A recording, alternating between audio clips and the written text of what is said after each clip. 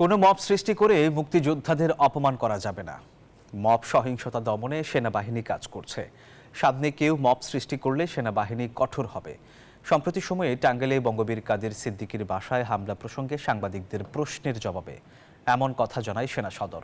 সোমবার দুপুরে সেনাবাহিনী কর্তৃক সংবাদ সম্মেলনে আরও জানানো হয়, ডাকসু নির্বাচনের সাথে সেনাবাহিনীর কোনো সংশ্লিষ্টতা নেই। স্বার্থান্বেষী মহল সেনাবাহিনী নিয়ে প্রোপাগান্ডা করছে। এই নির্বাচন সুন্দরভাবে ও সুষ্ঠু হোক, এর মধ্য দিয়ে গণতন্ত্রের পথ সুগম হবে বলেও জানায় বাহিনীটি।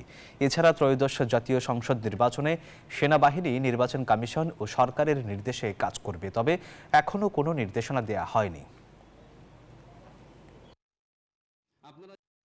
মুক্তিযুদ্ধের মাধ্যমেই এ দেশের সৃষ্টি হয়েছে।